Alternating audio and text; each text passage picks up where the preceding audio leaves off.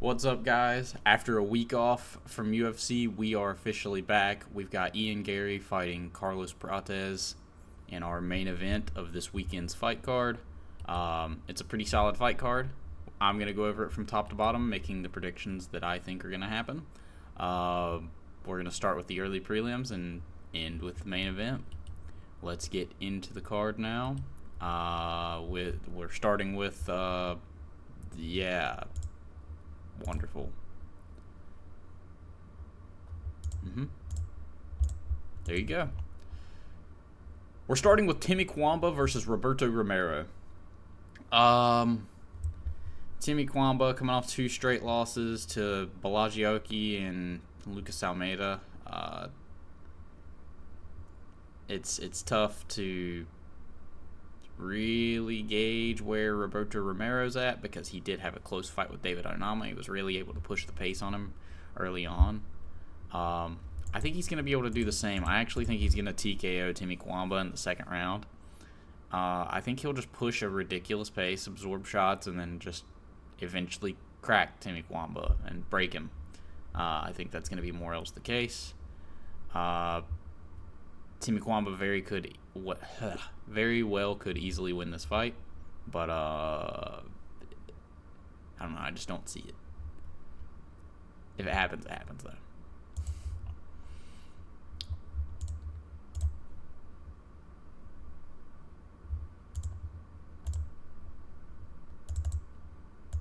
There you go.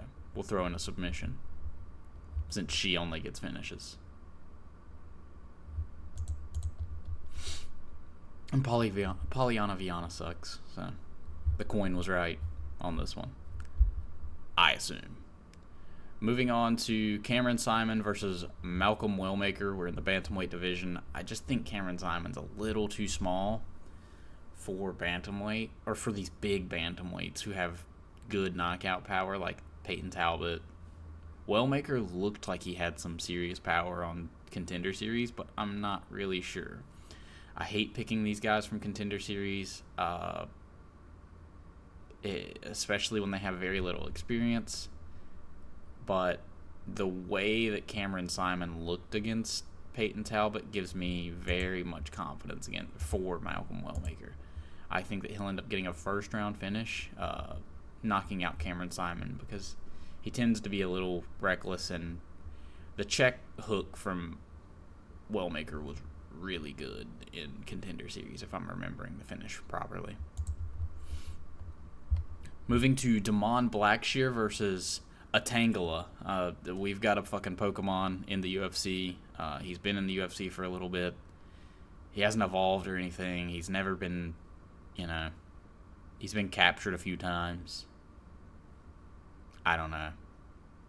He's a Chinese dude in the UFC. Most Chinese dudes in the UFC can't fight.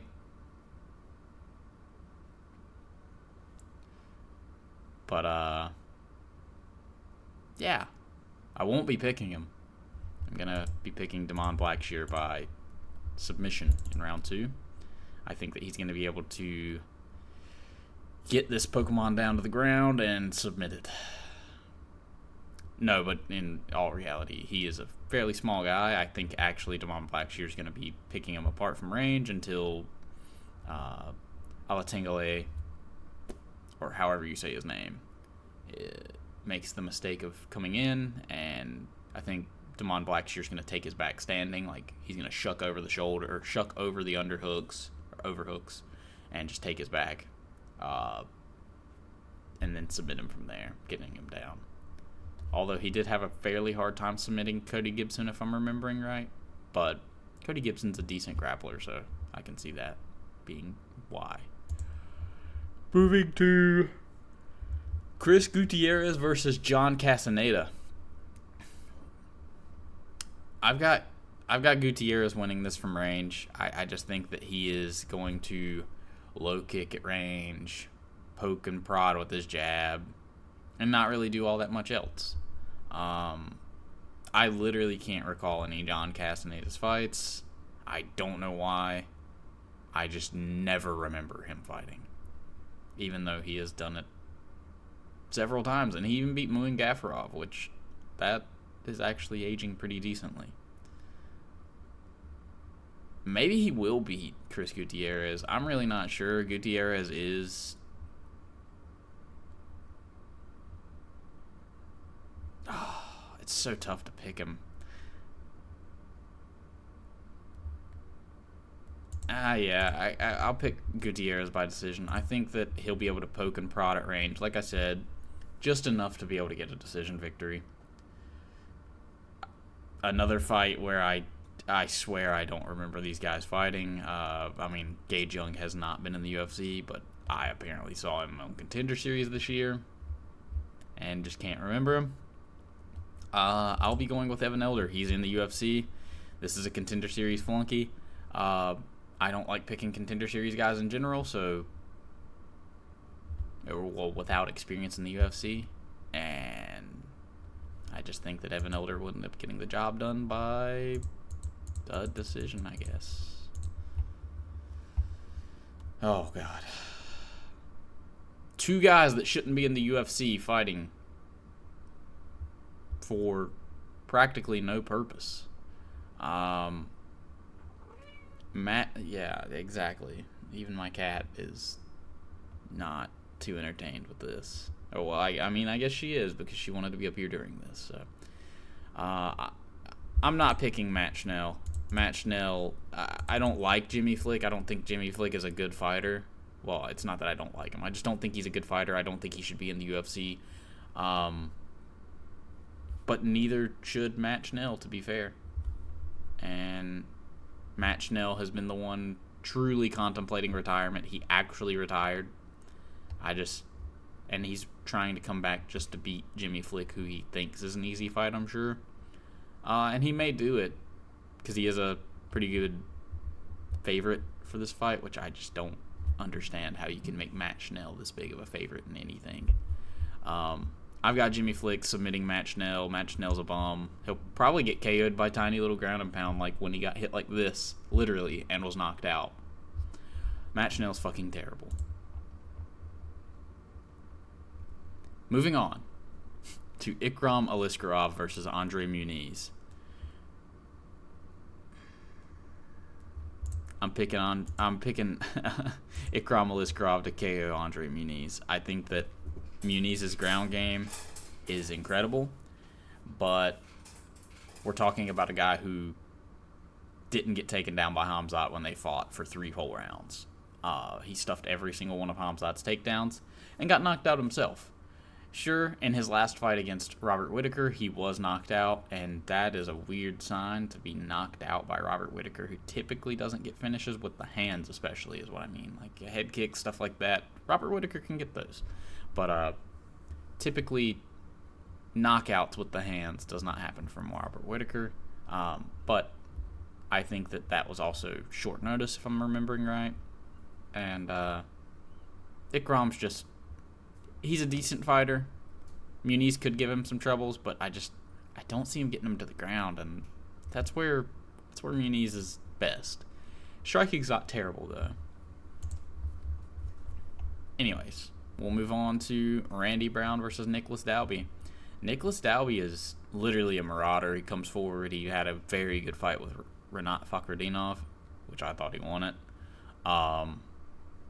And he's beaten really good guys. Like, this dude is beating really good fighters. Outside of, these two are not so great. But literally, Muslim Salikov and Gabriel Bonfim, these are 2 really good fighters. And being able to beat them says a massive amount about Dalby. I just think Randy Brown's length and skill set are going to give Nicholas Dalby some massive, massive problems. He's able to use those straight shots and his footwork very well. He does get clipped every now and then, but Brian Battle's a big guy too, and he wasn't able to really do it without clinching, and he had to do most of his work in the clinch, if I'm remembering right. Although that is where Dalby would be most successful. I just see Randy Brown being able to keep his distance, and I think he's going to end up TKOing Dalby in round number 2 with some straight shots. I think a 1-2 drops Dalby, then he finishes him off with some ground and pound. Moving to the middleweight division, we've got Michel Pereira versus Abus Magomedov. We have a Brazilian trying to feed a bus a carrot. This is a classic story that we've seen several times. But these Brazilians just sometimes can't just jam that carrot in the grill good enough. Michel Pereira gassed in literally 30 seconds in his last fight. I'm not joking. He threw a flurry that was like 30 seconds, and then he was done for the rest of the fight, which lasted multiple more rounds. I cannot pick a guy like that to win unless he's going to completely finish his opponent immediately, which he very well could. Abus did get finished by Sean Strickland. It's kind of a tough one to be finished by, but it was not his debut. It was his second fight in the UFC. Okay. It was very early in the UFC for him, and he's very much come into his own, submitting Bruno Ferreira in his last fight. And I actually think he's going to submit Michel Pereira in this fight. I think that after Michel Pereira's little first-round blitz, Abus is going to take over. And I actually think that he's just the better fighter in general. You have to remember he did hurt Sean Strickland before getting finished by him. But he was able to actually land. He didn't hurt him. He was able to land cleanly. And that's not something that happens too often until recently. I mean, with Dricus mainly. He finds good shots. He has decent fight IQ. He's a good fighter, I think. I just think that some of his losses are to Caio Bajalio and Sean Strickland. Like, these are two really good fighters. I think Michel Pereira being the favorite's a bit crazy, especially seeing as how he pretty much only wins by finishes, especially at middleweight. I don't know how he went up and gassed more, but it is what it is. Maybe he learned from it. Maybe he's not going to gas in this fight. I just can't look past that, though. I've got the bus feeding the Brazilian a carrot this time. Moving up to featherweight, or down to featherweight, we've got Giga Chikadze versus David Onama. David Onama being the favorite feels weird. It makes me feel like the odds makers know something that we don't. I know he's a finisher, but he's not even that much of a finisher. His last two fights, he's gone to decision. The JSP fight, that's a good fight to win, though, to be fair. I'm going to pick Giga by round 2. TKO, knockout, one of the two. I think that his kicks are going to play a massive factor in this fight, as long as he doesn't lead with them only. But he is an experienced kickboxer. He should know not to lead with kicks, solo kicks at least, like by themselves, just flicking out a kick within punching range. If he does that against David Onama, he's probably going to pay for it pretty dearly, especially since he's almost 37 now. Maybe the time off. I mean, it's only 8 months, but maybe some of that time off is him recovering. You know, I don't know. He's going to be a little slower than normal, but there's been good performances from older guys now, especially recently in the lower divisions. And I think Giga's going to be one of these guys who... It's David Onama. I mean, he could crack him, but I just think Giga's going to be the one landing hard kicks to the body, big punches sometimes, and just being tricksy enough to hurt Onama badly and then finish him. Moving to the co-main event, we've got the on-paper GOAT, Anthony Smith versus Mingyang Zhang. This is the light heavyweight matchup. We've got just old, tired Anthony Smith, who just barely picks up wins anymore, fighting Mingyang Zhang, one of these absolute murderers from the contingency around the UFC.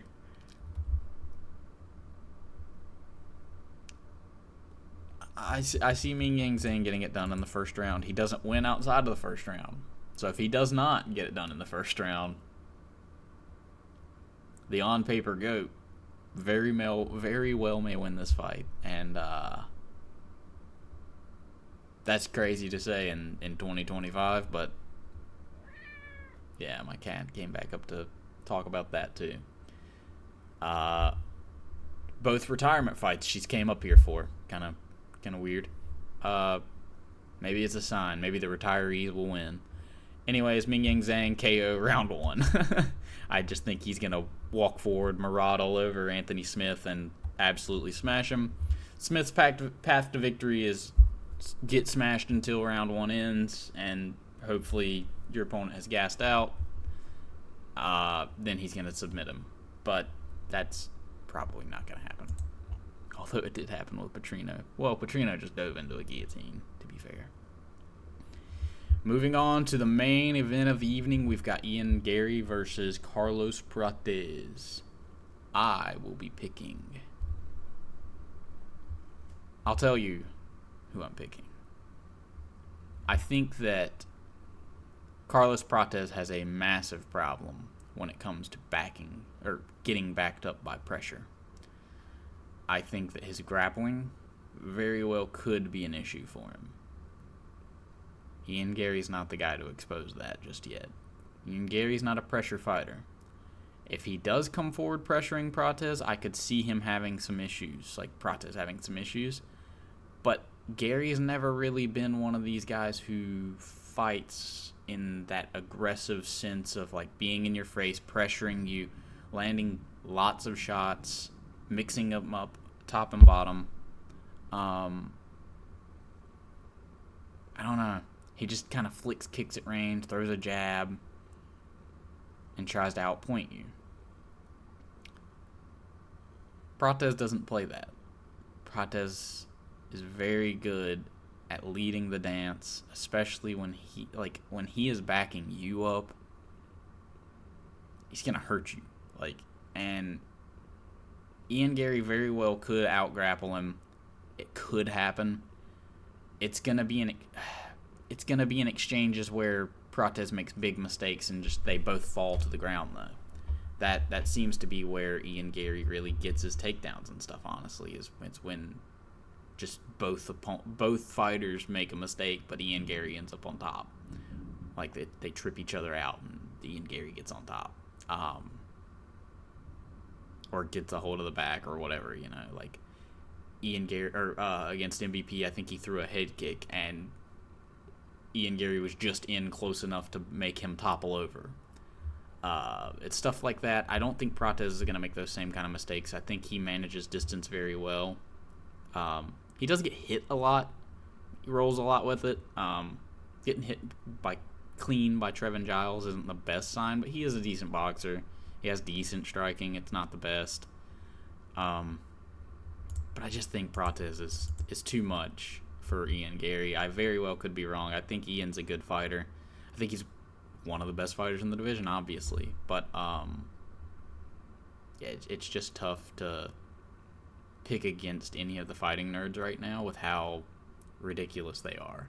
They're all so freaking good. I know I picked against Gene Silva last time, but I can't see it now. It's tough to pick against any of these guys. But these are my fight picks. Here, we'll expand them back over. We'll go back over them. Prates by round 2 KO. Zhang round 1 KO. I have a lot of finishes on this card. Chikadze by round 2 KO. Submission for Abus Magomedov. Randy Brown by KO round 2. Aliskerov round 1 KO. Jimmy Flick by sub round 2. I can't believe I'm trusting that guy to win a fight. Evan Elder, decision. Gutierrez by decision. Damon Blackshear by round 2 sub. Wellmaker by KO round 1.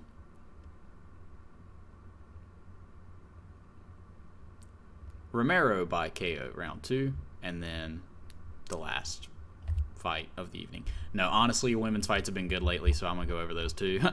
Amorim by sub round 2 and Edwards by decision. But those are the fight picks as of right now. We can check out, how we did on the last card, which I don't remember doing all that well. Where's the UFC 314? Yeah, we didn't have our best card last time out. But, literally just got almost all the main card wrong. We picked Lopez, Chandler. Got Rodriguez right. I mean, that was a barn burner. Picked Bryce Mitchell to win, Krylov to win, Woodson to win. And then our undercard picks were pretty good, though. We got Jandaroba winning, Hooper winning, Arosa winning, Olise Shook winning. Mitch Raposo, cut him from the UFC. If you don't want to fight and you just want to hold your opponents against the cage, you need to be cut from the UFC at least. Marco Tulio, what an awesome fighter he is. And then Nora Cannoli winning. Yeah. Anyways, these are my picks for this week's card. See you next week for more UFC.